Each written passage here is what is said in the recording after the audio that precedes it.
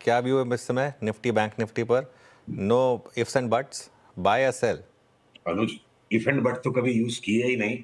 Black and white आज tie shirt मिल गई तो पहन लिया। काश इफ एंड बट यूज किया होता तो जिंदगी ज्यादा मजेदार होती। तो देखिए अनुज, निफ्टी बैंक निफ्टी से पहले एक बहुत जरूरी बात है। ग्लोबल मार्केट्स के कंटेक्स्ट को ध्यान में बहुत ज्यादा रखना जरूरी है। डॉलर इंडेक्स, जैसा कि आपसे पिछले सप्ताह भी बात हुई थी कि बड़े संदेहास्पद ऐसे मोड़ पर है जहां बड़ा रिवर्सल इसमें बन सकता है। तो 4 दिन तक लगातार डॉलर इंडेक्स ने ऊपर बढ़ने के बाद अब डाउन ट्रेंड लाइन को तोड़ दिया है। तो ऐसी परिस्थिति में ग्लोबल मार्केट्स में सावधान रह के चलने की जरूरत है। एक नंबर बात, अगर अगर पीसीआर इस चार्ट को दिखा पा रहे हैं मेरे स्क्रीन से, तो ये देखिए डॉलर इंडेक्स ने रिवर्सल करने के बाद डाउन ट्रेंड लाइन को भी तोड़ दिया, कॉन्फर्मेशन सिग्नल आ गया। तो अगर ग्लोबल मनी की कीमत बढ़ जाएगी तो ज्यादातर समय एसेट्स को करेक्शन करने का मौका बनता है। और इसके साथ साथ जो सबसे खतरनाक बात हो गई है, पवल साहब ने सबको उत्तेजित कर दिया कि रेट्स तो घटेंगे जी। वो ऐसा अक्सर कर बैठते हैं, वो बोल जाते हैं कुछ और बाजार करने की तैयारी कर देता है कुछ। तो इस पे भी हमने चेतावनी दी थी पवल साहब के इतिहास को देखते हुए, साथ में इस चार्ट को देखते हुए। यूएस 10 ईयर बॉन्ड यील्ड ने भी रिवर्सल दे दिया। Cost of money will go up, value of global money will go up. पैसे को इस्तेमाल करने के लिए ब्याज ज्यादा देना पड़ेगा और पैसे की भी कीमत बढ़ जाएगी। तो भाई साहब, संसार को कोई मोटा च्यवनप्राश खाना पड़ेगा अच्छे खासे इक्विटीज एंड बाकी एसेट्स के करेक्शन से बचने के लिए। और S&P 500 और नैस्डैक की भी चार्ट्स समय रहता तो मैं दिखा देता।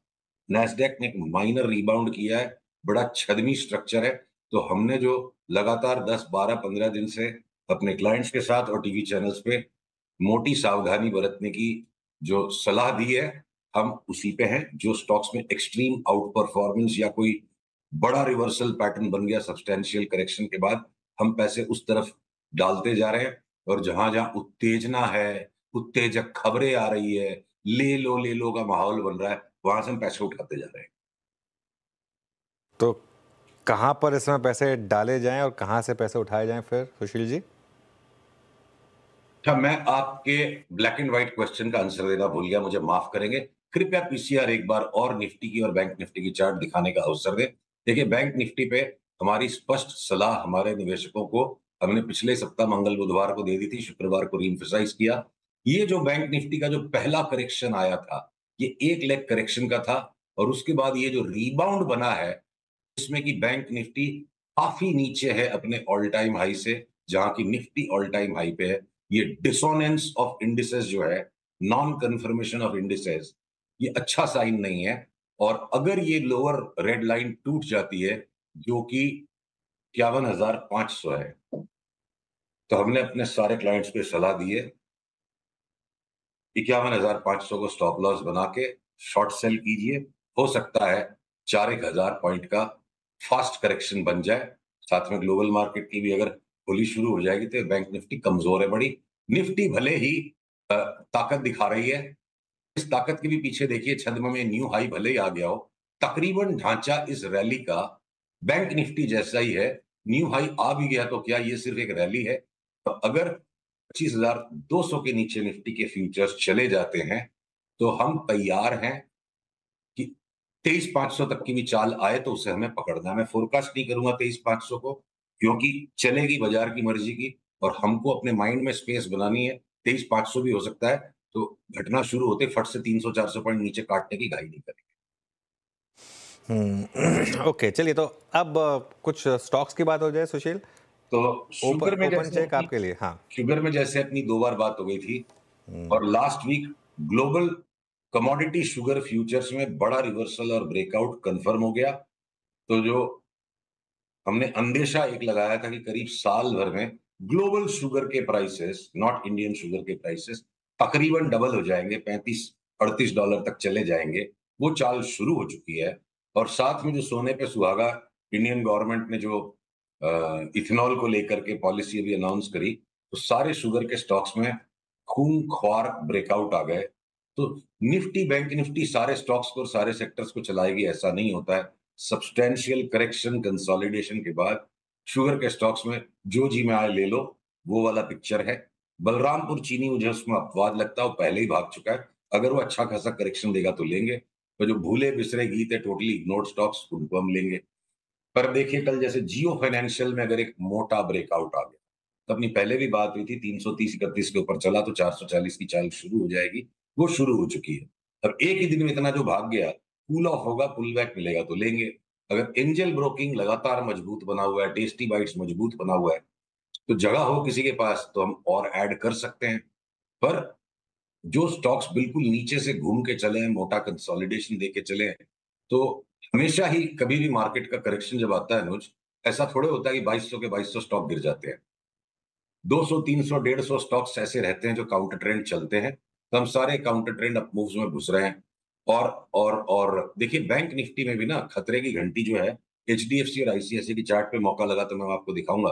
पर आरबीएल बैंक, बंधन बैंक, हम किसी हालत में नहीं शॉर्ट करेंगे। इनमें सब में मोटा अप ट्रेंड चालू हो गया है। हो सकता है कोई ओवरऑल 7-8% का बैंक निफ्टी में करेक्शन आएगा तो इनमें 10% का करेक्शन आ जाए। पर अगर हमें आरबीएल को 350, 360, 70 में बेचना है 6 महीने में, तो शॉर्ट करने की गलती नहीं करेंगे। एक बार टेक प्रॉफिट कर लेंगे जो हमारी लॉन्ग पोजीशन है उसमें।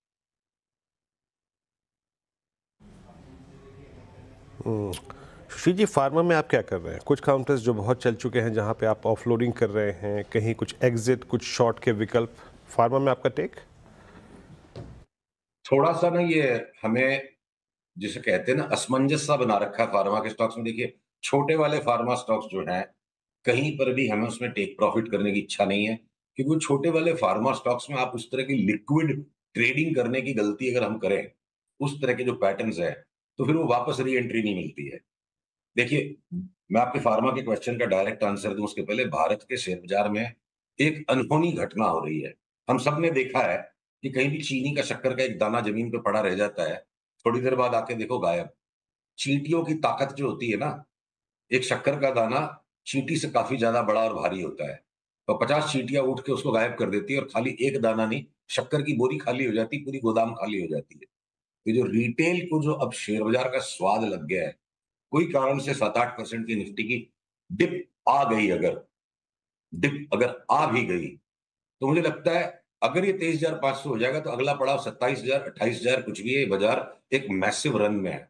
और इस मैसिव रन के अंदर सारे फैक्टर साथ में जुड़े हुए हैं। तो ऐसे परिवेश में स्मॉल फार्मा स्टॉक्स हम ट्रेडिंग नहीं करना चाहते हैं। 7-8% की गुंजाइश रख के चलेंगे तो उनमें और 30-40% कमाएंगे। पर डॉक्टर रेड्डीज और सन फार्मा में एक विरोधाभास बन रहा है कि ये दोनों के दोनों हो सकता है बड़ा साइक्लिकल टॉप बना रहे। तो उनकी अपनी चाहे कोई रेगुलेटरी इश्यूज, देखो अगर ये चार्ट मैं आपको दिखा पाऊं, सन फार्मा के जो चार्ट पे जो अति मची हुई है, जिस दिन इस ट्रेंड लाइन के नीचे गया, ये लिक्विड है, लार्ज कैप है, इसमें गुंजाइश बहुत है करेक्शन की, तो हम इसको बेचने की कोशिश करेंगे अगर ये ट्रेंड लाइन टूटी तो।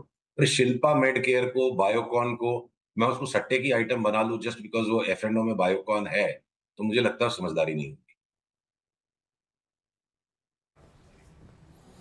ओके, चलिए, एक यहाँ पे डिफेंसिव पॉकेट की बात हुई सुशील जी, जिस पे आपने अपना फार्मा पे टिक दिया।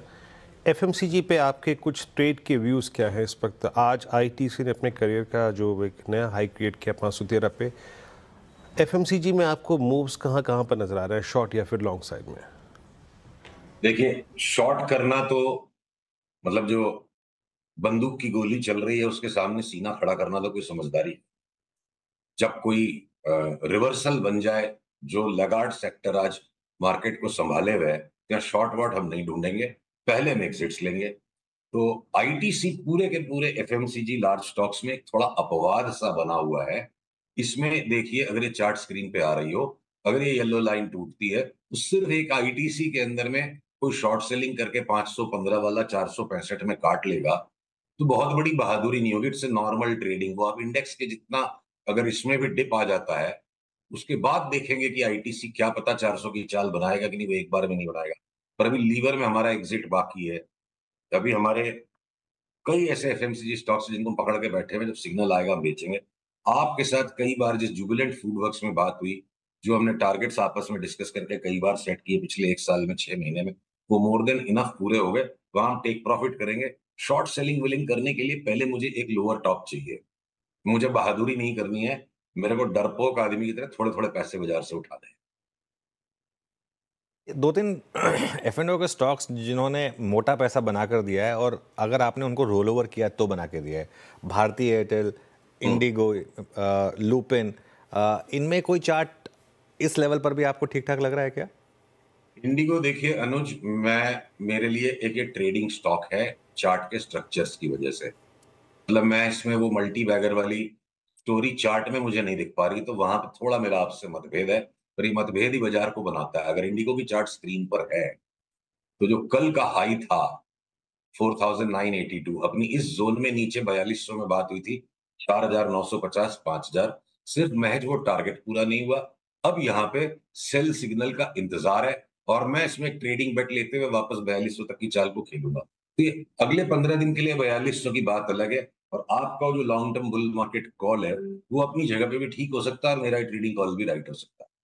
पर एक बार ये स्ट्रक्चर जो है, एक तरफा तेजी का नहीं लगता। आपकी वो बड़ी तेजी भी बनेगी, पर अगर हमें वापस 4000 में मिलेगा तो हम बड़ी तेजी के लिए लेंगे। यहाँ चढ़ के अब लेना नहीं है। जो तेजी थी उसको काट दी, और जिस दिन ये बंद आ जाएगा आज के लो के नीचे, हम इसको शॉर्ट कर देंगे। एक और स्पेस जहां पर आपने थोड़े कॉन्ट्रा लॉन्ग्स लिए थे, केमिकल्स, यहाँ पर कोई स्टॉक्स हैं क्या अभी इस लेवल पर बाय करने के लिए? नहीं अनुज, डिप्स की ही कहानी है ये सब। देखिए, जब देखिए उत्तेजना जो है वो किसी भी निवेशक या ट्रेडर के लिए सबसे घातक चीज है। तो अगर वो चल रहा है, पुल बैक मिलेगा तब हम उसमें लेंगे। मतलब यहाँ चढ़ के छाप के कोई चीज को लेने का मतलब इस वक्त नहीं लग रहा है। कहीं पे भी ऐसी चार्ट्स केमिकल्स की नहीं है कि एकदम से चढ़ के ले लो। कोई चढ़े हुए में और चढ़ जाता है तो हमें अपनी उत्तेजना को रोकना है। नीचे मिलेगा तो लेंगे। अपनी एवरेज को खराब नहीं करना। निवेशक है हम केमिकल्स में, हम ट्रेडर्स नहीं है केमिकल्स में।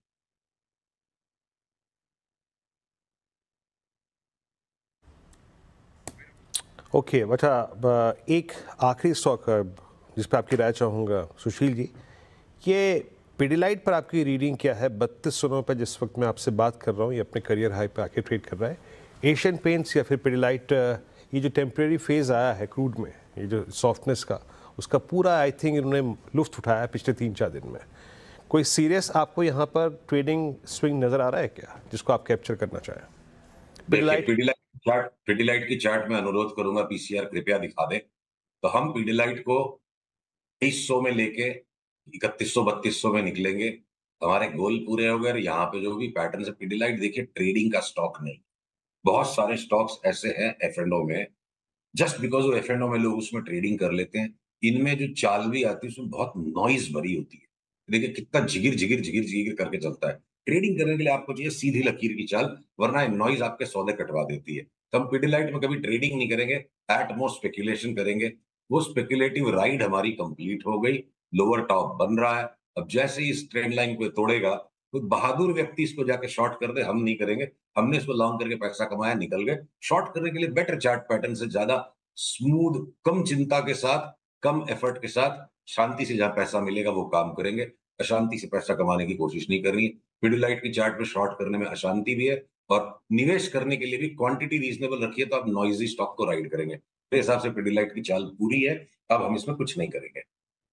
ओके, सुशील जी बहुत बहुत शुक्रिया आज हमारे साथ जुड़ने के लिए। अगले मंगलवार को आपसे फिर बातचीत होगी। Thank thank you you so Anuj, much. Thank you so much.